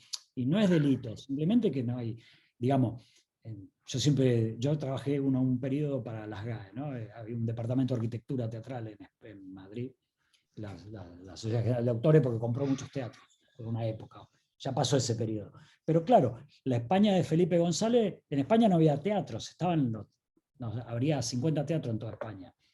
Y con Felipe González la ley de teatro, hoy debe haber 500, 600, 1000 teatros, no sé la cantidad de Claro, teatros. Todos los pueblos tienen un teatro, de la escala que no importa, pero tiene un teatro público de 50 espectadores o de claro. 2000 espectadores. Entonces digo, España hoy es un mundo de especialistas tener de todo tipo. Entonces digo, ¿pero por qué? Porque había necesidad de tener, había que construir teatro, entonces digamos, esto es así. Sí, sí, sí, El voluntarismo no conduce en general a... entiendo que las políticas. No, porque aparte de una palabra que se llama voluntarismo, que acá existe, está disponible. Como no hay necesidad de voluntarismo, y en general los proyectos voluntaristas no les va bien. A ver, acá hay una pregunta de Tati. ¿La digo? Porque decís vos, Tati, ¿la leo? Aunque la digas, La leo. Bueno, no, dice que la lea. Bueno, me gustaría preguntarle, acuerdo, ¿a qué considera se debe la predominancia de la tipología frontal en las salas teatrales del país? En el país no, en el mundo, y en el funcionamiento del teatro comercial, porque es el mejor aforo. Es el aforo, tiene, digamos, yo en la época que trabajé en el circuito, o trabajo, porque de repente estoy vinculado a alguna comedia musical, en principio la mayor densidad de espectadores se logra con ese formato. Bueno, estaría el otro formato que sería la arena, que es el otro formato que tiene más espectadores. Y volviendo al ejemplo del circuito alemán, holandés, perdón, que los teatros se parecen mucho. En general lo que pasa es más fácil implantar espectáculos que salen, por decir, no me gusta dar ejemplos, pero hay que recurrir a ellos. El National Tour, que le llaman los gringos, si vos lo haces completo, son 5 años de gira. Un tour sale, no sé, de la primera ciudad y termina de recorrer la última ciudad de Estados Unidos y son 5 años de gira. Y salen con el mismo estándar que fue estrenado, donde se fue. No te admiten el cambio de una coma en el texto, ni en la técnica, ni en la cantidad de seguidores, ni en la escenografía, en nada. Son circuitos muy industrializados. ¿Qué necesitas? Teatro que se parezcan. Vos un espectáculo hecho, no sé, en el Picadero difícilmente sea implantable en otro teatro, en otro lugar, porque en realidad no se repite la tipología. O sea, Hay tipologías que son muy gratas para los creativos, o sea, como la caja negra, como el formato de la Fabric, digamos,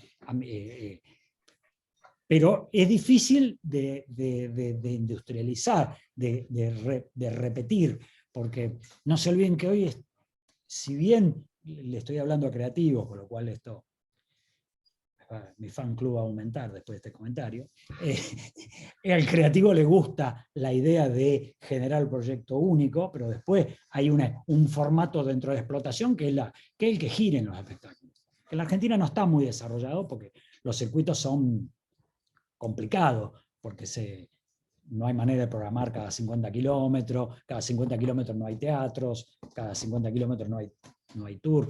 Hoy un tour viable sería moverse 200 kilómetros a la siguiente plaza. Eso es una gira. Cada 100 kilómetros voy a un... Entonces, la tipología tiene que ver con eso, con la viabilidad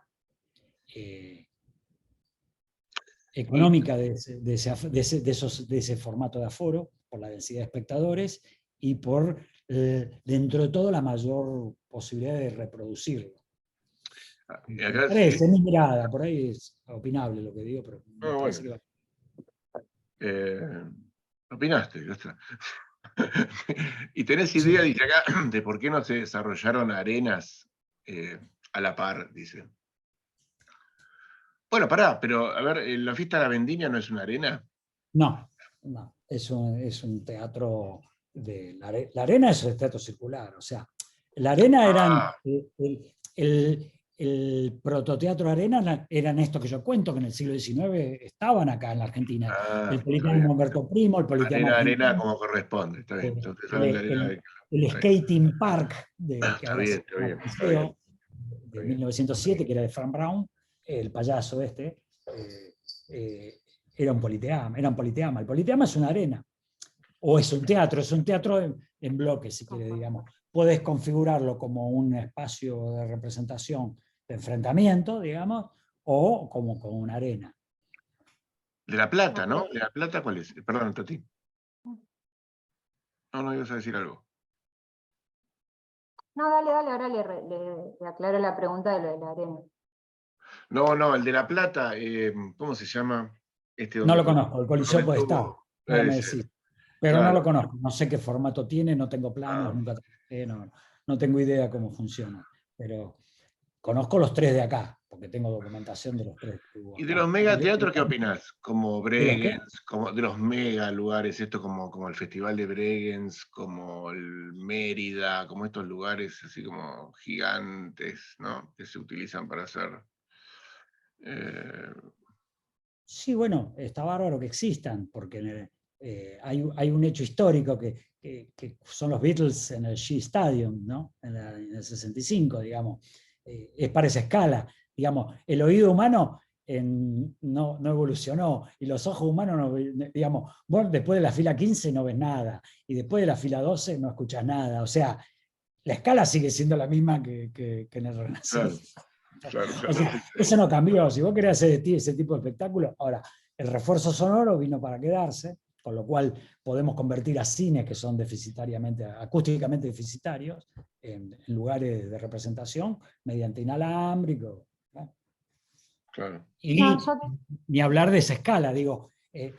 Yo siempre cito ese estadio, porque si ustedes googleen los Beatles en el Shea Stadium, y es como paupérrimo, pero ese es el nacimiento, es el germen de un nuevo tipo de espacio, que son los estadios de fútbol americano, de béisbol y de fútbol soccer, digamos, para albergar este tipo de espectáculos. Pero eso es la música. Este tipo de arena gigantesca, como vos decías, el Fran Romero Day en Mendoza, que es casi, bueno, dentro de todo tiene parámetros que tiene esa grada, que como el lago pero no creo que por la escala, tiene 50 metros de boca. Claro. 13.000 espectadores. No, yo te preguntaba lo de si tenés idea o por qué pensás, podés inducir que digamos, en la construcción de salas, teatros de mayor magnitud o de salas, digamos, hay una predominancia de esta tipología, ¿no? Como que se ha como establecido de alguna manera que la tipología de teatro preferencial, si se quiere, es la tipología frontal o de enfrentamiento, como vos decís. Y entiendo, tal cual, comprendo lo del el aforo, que responde a, bueno, maximizar las localidades, digamos, la posibilidad por función, pero pienso, por eso te preguntaba en el país, ¿no? Primero, como en la escala, más en la cercanía, y eso está bueno saber que en otros lados pasa lo mismo, pero de alguna manera, digamos, en el desarrollo de salas en el interior del país, en donde en general las localidades no son demasiadas tampoco, tranquilamente se podría configurar, ¿no? En la construcción de esos espacios, pensar en tipologías o posibles, digamos, de ser reconfiguradas, o en otras tipologías de sala. Y en general siempre son a la italiana, entre comillas, Porque es el modelo. o frontales. Es el Claro. modelo. Es el Pero modelo, porque yo hablaba de los comitentes, ¿no? Digamos que en raras ocasiones pasa. Cuando te convocan a un teatro o te tiran, digamos, si te contrata el dueño del predio, digamos, el verdadero comitente, o te revolea así o te contrata el arquitecto y estás siempre subsidiario a la idea central del arquitecto que tiene respecto al espacio. ¿Errada o no? El problema es que para generar ese tipo de sala tiene que haber gente que te las encargue. Porque alguien las tiene que generar. Por eso hablaba de el comitente paradigmático, podría ser Wagner, cuando le encarga el teatro de festivales a Semper. ¿Entendés? Semper venía, si vos ves los trabajos anteriores, por ahí tengo un libro de Semper, y vos ves todas sus maravillas de teatro, que eran modelos de teatro barroco divinos, funcionaban perfecto, los camarines, los accesos, todo está... Lo he estudiado para arriba y para abajo y es maravilloso. Y de repente se sale con el teatro de los festivales. Pero no. A ver, Semper tuvo la amplitud mental de hacerlo. claro. Venía de construir casi 20 teatros ya antes. O sea, con lo cual sí, Semper comprendía perfectamente. Terminó el vínculo. Un vínculo de amistad terminó por ese teatro. Porque lo que pedía este tipo era un delirante. Pedía que se apague la luz de sala.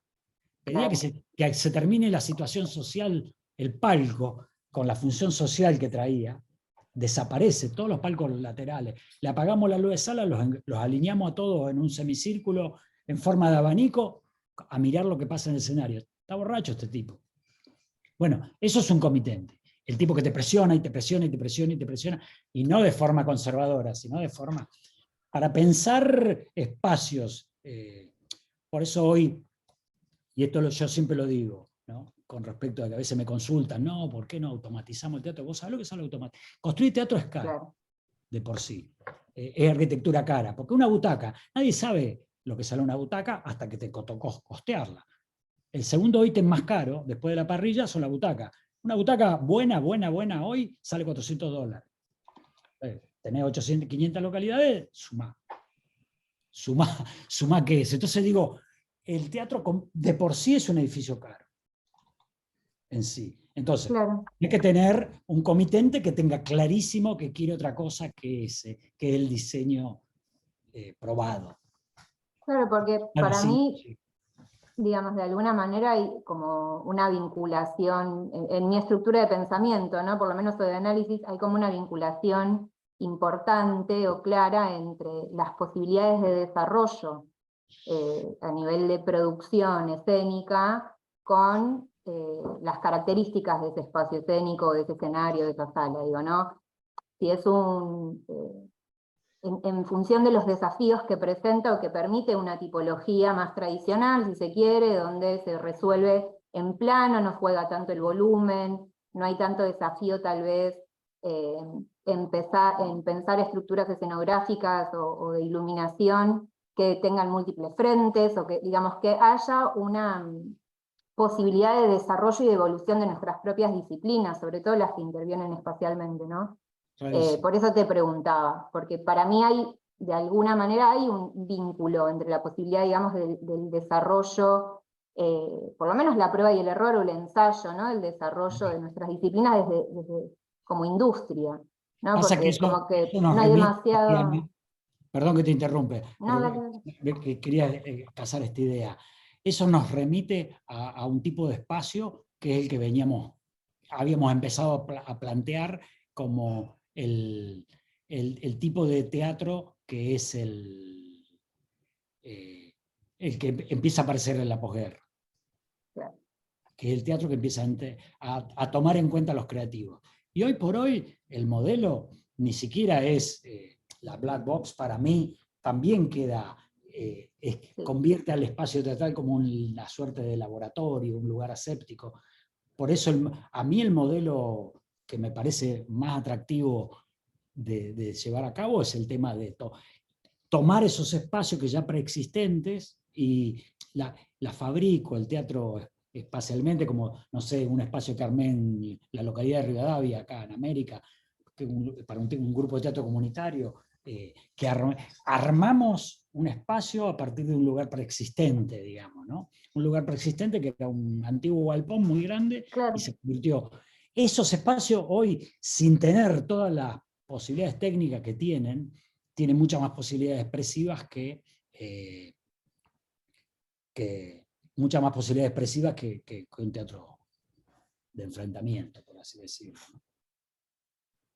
Yo estoy pasando las fotos que me mandaste, que me olvidé que las tenía. Ah, mirá, bueno, ese es el argentino, el otro Pero, el Alcalá y el otro había sido el Abril ¿querés de que San Pablo. vuelvo para atrás? Vuelvo para atrás. Ah, no, Empecé por, a ver, Angelito. empecemos por este, a ver, empecemos por este. Este es un Sánchez Bustamante. Claro, buenísimo este lugar. Casi tiene un escenario circular o No, no tiene escenario funcionando. exactamente, no. Este Ah, es en San Pablo, es el Abril. A ver, acá igual tengo un par de notas, una de Flavia que dice Coliseo de la Plata responde a tipología italiana en herradura del siglo XIX. Después Damián dice el Movistar Arena. El Después Movistar Luis, Arena, claro, ojo que la ciudad no tenía algunas tipologías. Hasta no tener la ciudad de la música y no tener el CCK, la Ballena Azul, no tenía Concert Hall, por ejemplo. Digamos. La ciudad tenía como algunos déficits, si queremos.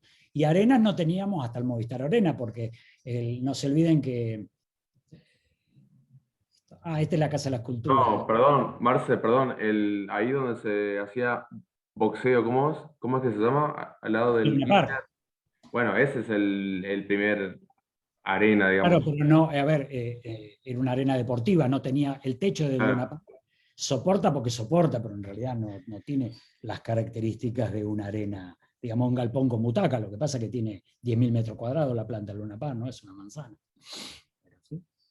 El Luna Park antes estaba en el obelisco, cuando se hace el obelisco lo demuelen y se pasa ahí a Bullar y es el que está hoy. Lamentablemente patrimonial ese galpón.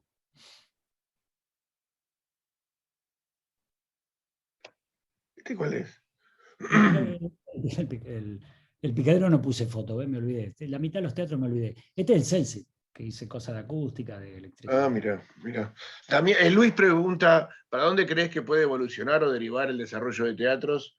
¿O qué formatos crees que pueden empezar a aparecer y superar a los existentes? Dicho de otra Y los forma. formatos son muchos, o sea, porque hoy está abierto todo el abanico, como todo es ecléctico, digamos, absolutamente todos los espacios. Ahora, en el teatro de texto, claramente me da la impresión, por cómo va el formato, el pensamiento escenográfico, el pensamiento de exhibición, a mi juicio hay que fabricar teatros que puedan albergar comunidad de espectadores.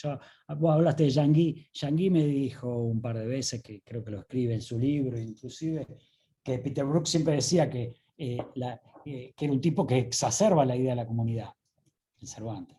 Claro. De la comunitaria, ¿ves? Que hicimos todo un trabajo ahí acústico para que el lugar deje de resonar, porque es un rectángulo. Todavía no se había hecho un piso flotante, un piso de rebote. Pero se había trabajado las paredes y demás para que la geometría de la sala...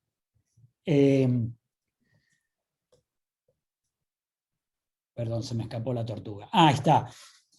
El tema hoy es, yo creo que lo que Es una percepción que tengo. Hay un trabajo, un lugar en Colonia que se llama Blue Tent, que es un teatro que se construyó, que es un teatro hacen comedia musical y que es totalmente desarmable, que toma la idea de los politeamas, digamos, que es de lona, y eso es un formato, digamos, el teatro industrial, a mi juicio, en el futuro tendría la posibilidad cada 10, 15 años poder moverse. Esa es la idea. Y lo otro, desde los creativos, digamos, todavía no había pasado Gonzalo Córdoba, no habíamos puesto ahí las calles.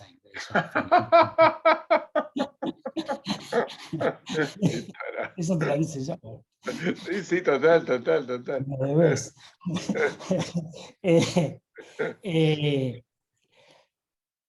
Ese es un tema, digamos. Los caminos son muchos, ¿viste? Este es el Rivadavia, ¿ves los paneles acústicos? Como este es un teatro dedicado a la música. Mirá. El primer trabajo que hicimos ahí, poner a sonar un equipo de vals al palo y ver, como era un cine y tenía pared de 45, dijimos, a ver la cantidad de juicio que te va a comer al comitente. Entonces pusimos ahí un equipo y fuimos con decibelímetro a cada uno de los departamentos linderos, porque hay 2 edificios a cada lateral, y dijimos, bueno, la cantidad de departamento y la cantidad de juicio que te va a comer. Entonces el comitente tomó conciencia del problema que tenía, y invertimos. La plata acá se invirtió en las 2 paredes laterales, que tienen 18 metros de alto por 70, se hizo una pared que se llenó de celulosa y todo un sistema flotante de que la pared de Durlock esa, triple Durlock, y de repente todo lo demás era, lo que más costó en ese teatro fue hacer esa situación de aislación, porque no deja de ser un cine, rectangular, claro, acústico. Por eso hubo que hacer esa panelería, tapizarlo de paneles al teatro. Acá dicen saludos desde Jujuy. Justamente ahora están remodelando el Teatro Mitre y las visiones distintas entre arquitectos y trabajadores teatrales es muy notoria. Y sí, por supuesto. Siempre es así. Siempre es así. La Zabala Muniz, ¿la tenés? La sala esta que está en el Solís, la contemporánea del Solís. La Zabala Muniz. No, la conozco. Es un black box de 15 por 15 creo que por 15 de altura, así bien con 3 niveles de puentes. Bueno, después. Acá, digamos, la geometría esta rectangular del Rivadavia, hubo que, ¿cómo la rompimos? Con panelería acústica, ¿viste? Porque la sala, aún con un refuerzo sonoro, que es muy importante, porque este es un teatro que está dedicado a la música, no había manera de que suene bien. Ajá. ¿Y las visuales del cine no te rompen las pelotas? Está pendiente, ¿no? No, se modifican. Bueno, esta de acá, esta bajadita de acá, ¿no? Y, viste, está atenuada esa visual. Quedó lo que se llama el valle. Claro. ¿El valle se llama así? Se llama valle, se llaman pico y valle. Eso porque el punto de vista del espectador está a 3 metros de altura en el fondo de la sala. Claro, claro. De todas maneras, en las predicciones dio bien, y sobre todo porque a esta es cine, que tenía 3 metros de profundidad el escenario, ahora tiene 12. Ajá. Hubo que modificar levemente el mezanín, digamos, la mal llamada Pullman, otro delictivo de los exhibidores. Llamarle Pullman a ese lugar. Y hubo que modificar un poco. Aún así no la perdió porque no era necesario, porque tenía costo. Esos son teatros que estoy empezando a estudiar. Mirá. Ese es, bueno, Edeco, este es, que te explique, ahí hay uno. El Guido Miranda de Resistencia. Ah, ya me parecía. Hay un chaqueño por ahí escondido, ¿no? Sí. Un chaqueño. Ahí está. Eso era un cine también, claro, antiguamente. También no, era un cine. Y sigue siéndolo. A pesar de después, no dejó de ser un cine. Un cine con palcos.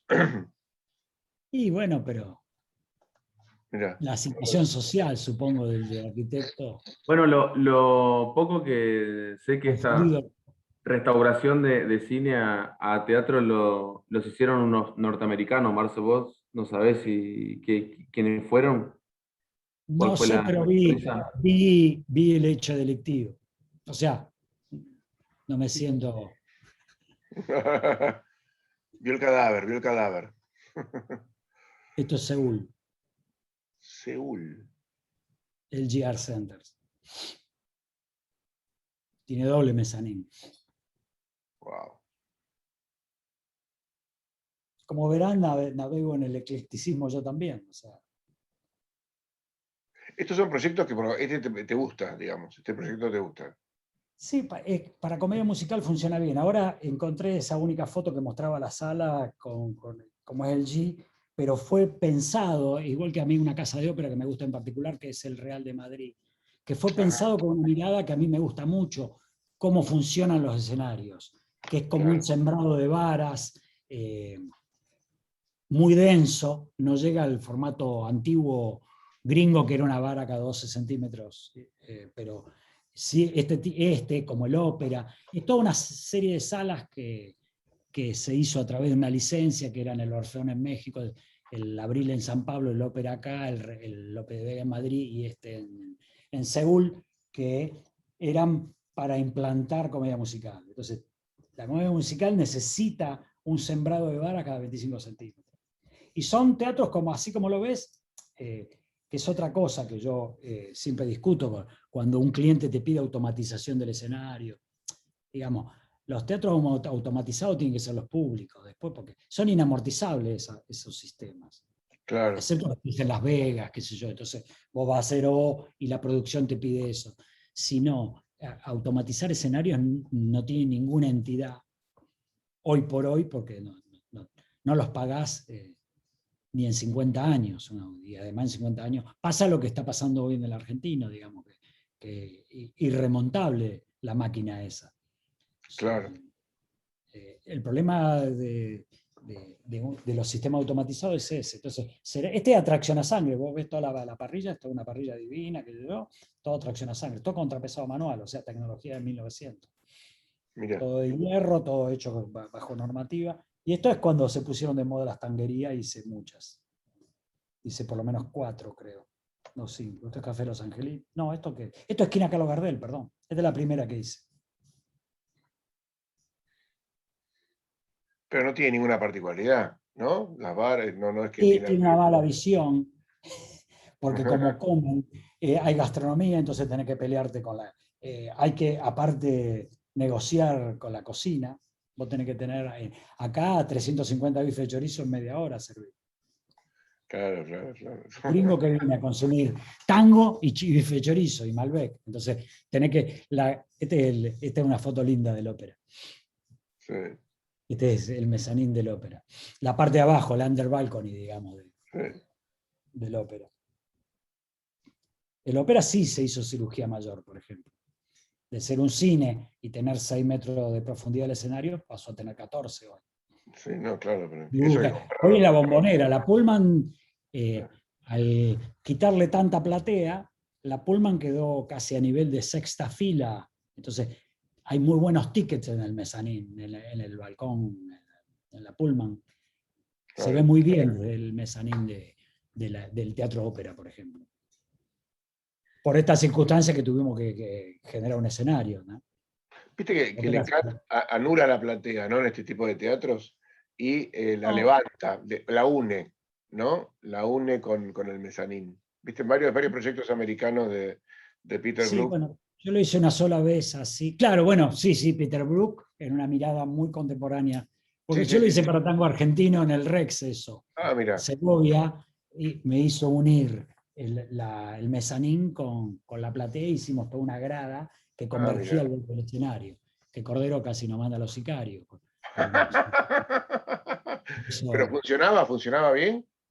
Funcionó maravillosamente bien para ese proyecto, concretamente. Pero Segovia es un tipo que no está fuera de la realidad. Claudio Segovia es un tipo que debe haber sido el único tipo, digamos, que ha trascendido en esa escala de espectáculos, todos sus musicales, Flamenco Puro, Brasil Brasileiro, Black and Blue. Black and Blue recibió 7 Tonys, o sea, proyectos de escala mundial, de Broadway, digamos, una circulación de contenidos musicales más allá de todo lo nostálgico que tiene para los tangueros, tango argentino.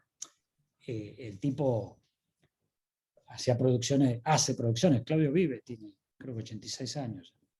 Ah, mira. Pensaba en esa escala, ¿no?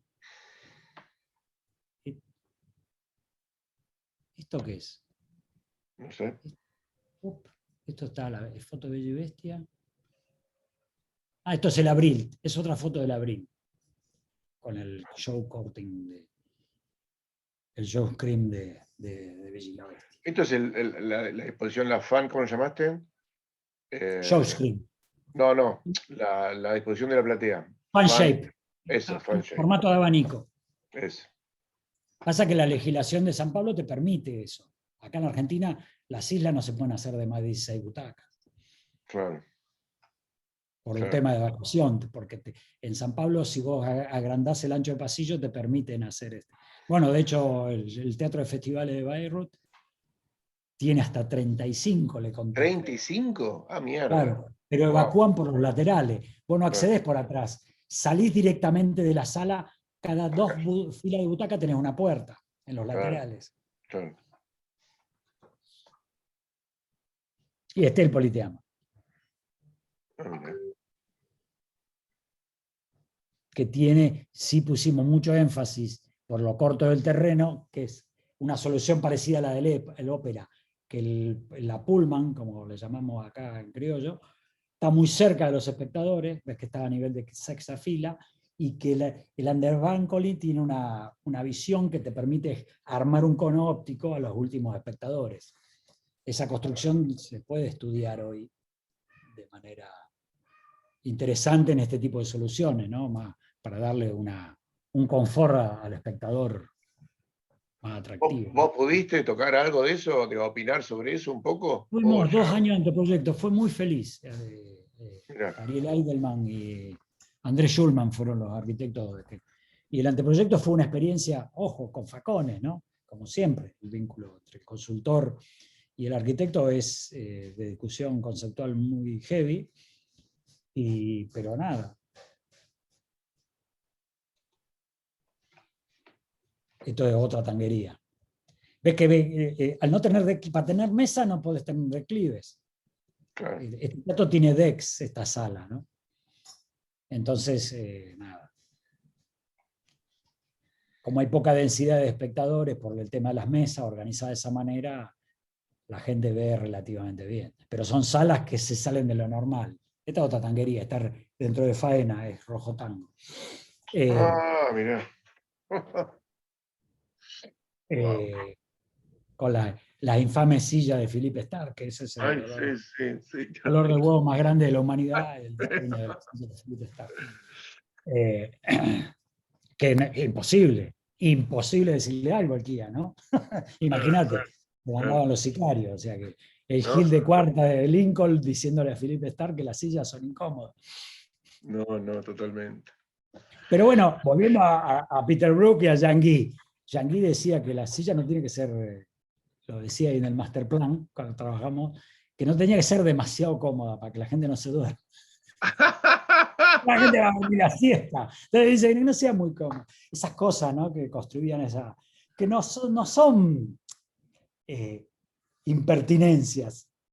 Otra cosa que decía, bueno, falleció Peter Brook, ¿no? Ya no lo tenemos más, pero que decía que la función no tiene que empezar a las 9, tenés que dar puerta y anunciar, y cuando todo el mundo hace silencio, que hay un momento siempre que sucede a los 15, 20 minutos, todo el mundo se llama silencio, ahí habría que hacer el blackout y empezar la función. No importa cuánto suceda, porque dice ahí la comunidad se armó, porque viene el murmullo de la ciudad, el cansancio, el chusmerío, la actividad social, y en un momento hace todo el mundo, alcanza la concentración, y ahí debería empezar el espectáculo. Porque después el murmullo empieza a subir, y es verdad, eso yo después de escucharlo, lo he experimentado en cada vez que estoy de espectador, que son muy pocas, cada vez menos. Y es un fenómeno que sucede. Y esta es la idea de comunidad que muchas veces ignoramos, que las plateas ortogonales atentan contra el fenómeno de la comunidad. Claro. En la idea conservadora que dice Tatiana, digamos, del teatro del enfrentamiento, ¿no? Hay un fenómeno que ahí sucede, inexorable. Bueno, wow. tuvimos así un papel genial, digamos, un pasaje genial. Qué interesante, perdón, qué interesante esto de incorporar, porque la charla no es estructural solamente, sino que hay una variable conceptual que es la comunidad. Pero Pensar esto es fundamental, ¿no? Que una variable que a veces no se tiene tan en cuenta y sumamente importante. es importante al punto de que para mí es un descubrimiento no muy antiguo, digamos. Yo, como todos saben, vengo de la técnica, o sea, fui técnico, pasé a lo largo de la familia que me acogió, que digamos que eran bailarines, una compañía de bailarines, casi que chusmeé casi todo el oficio, del vestuario a la máquina, al asistente, a traspunte, digamos, maestro zapatero, o sea, cuando era chico me tocaba de todo. Encontrarme con el mundo del diseño fue todo un desafío mío, y pasar a este estamento, los primeros teatros era todo de la defensa de la técnica, y fue muy duro para mí como ejercicio de construirme a mí mismo, de entender que en realidad lo importante es otra cosa. Que las técnicas son súper importantes, porque bueno, Sí, es lo que sí. nos pasa a la argentinidad al palo. A la argentinidad al palo nos falta eso, nosotros no tenemos pensamiento técnico. No tenemos pensamiento técnico. Necesitamos construir eso. Probablemente no es un área de discusión en ADEA, pero sí ADEA va a necesitar de un pensamiento técnico. Los creativos necesitan en paralelo de técnicos que piensen de esa manera. El pensamiento técnico no está disponible. No está disponible y lo necesitamos. Lo necesitamos para que esto que arrancó la pregunta original de Gonza, todos los segmentos de nuestro colectivo necesitan madurar y hacer un ejercicio de crisis, o sea, productores, generadores de contenido, vendedores, digamos, hospedadores, que serían los teatros, digamos. Es una construcción compleja, muy compleja. Ahí que, digamos, si no es la autocompasión, que no está bueno. Yo siento que estamos hace muchas décadas en el circuito que más me importa a mí, no comercialmente, digamos, pero sí el que yo brindo, pero así y milito, que es casi los espacios de teatro alternativo, porque son objeto de mi militancia, es donde hay que construir, verdaderamente ese pensamiento. No está disponible, y venimos de décadas de autocompasión. El segmento autogestivo tiene mucho de eso. Sí.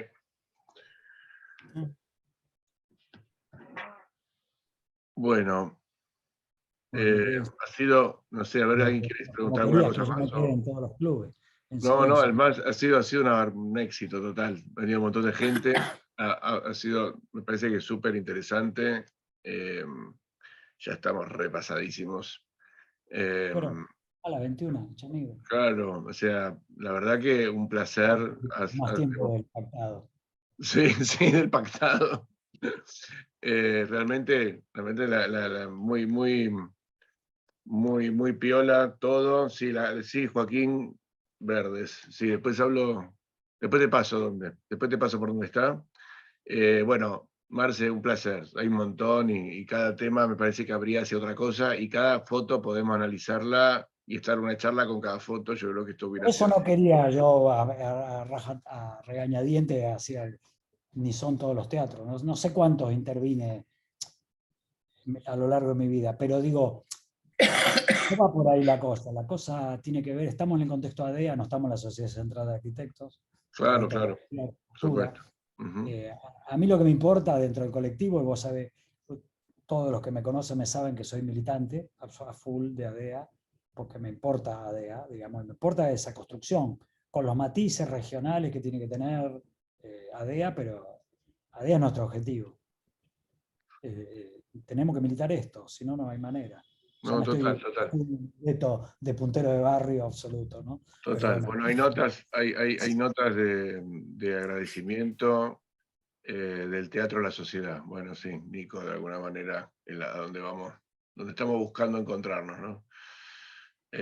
Masterclass, te piden masterclass acá. Imagínate. Ruli quiere masterclass. Bueno. Algunos piden libro.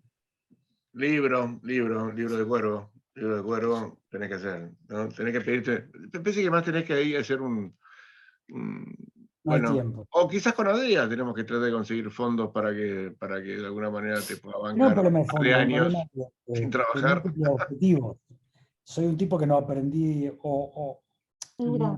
los equipos los armo. En realidad yo me sumo a los equipos. Mi estrategia de trabajo es que estoy solo como loco malo, y en realidad porque a mí me gusta el desafío de meterme en los equipos. Entonces hay un estudio de arquitectura, hay un equipo y demás. A mí me gusta ser uno más del equipo, no venir con mi equipo.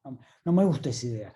Aún en los teatros públicos, digamos, los que yo doy servicios, como el Cervantes, el Argentino, digamos, o ahora que estoy empezando el vínculo con la gente del Chaco, me sumo porque me parece que es un lugar mucho más atractivo de estar ahí y poder tener una discusión, no del gran gurú, sino del tipo que se suma al equipo y te da guerra. ¿Entendés? Claro. Esa es mi estrategia comercial, concretamente. Pero no sé a qué iba, no sé por qué dije esto. No sé. A que estabas esquivándole al libro. Eso. Armamos un equipo para claro, armar el digo, libro. hay tanto trabajo que hacer. Claro. Tati tiene razón, te armamos un libro. Te armamos el equipo. Te armamos el equipo así. Te Déjame a hacemos mí. reportaje. Es como la cabeza No. de Gale, ¿viste? Tenemos ahí a Susana de Guerra, ¿viste? Son guerreras, Lea, toda Mica, son toda una guerrera. Entonces, todo ese espacio hay que militarlo, ¿no? Totalmente. Bueno, Marce, gente, un placer. Un placer enorme. Un placer enorme. Un aplauso acá para el maestro. Gracias. Y bueno, seguimos dentro de 15 días en otro capítulo del club. Lo subimos esta noche a de Escénicos. Y bueno, gracias por participar, por estar acá. Y bueno, vamos a ir sumando más y más contenidos a esta asociación. Bueno, gracias a todos por saludos. venir. La verdad. Un placer. Placer, realmente te agradezco mucho. Bueno, gracias. Hasta luego, cierro. Hasta luego. Hasta luego. Abrazo. Abrazo grande.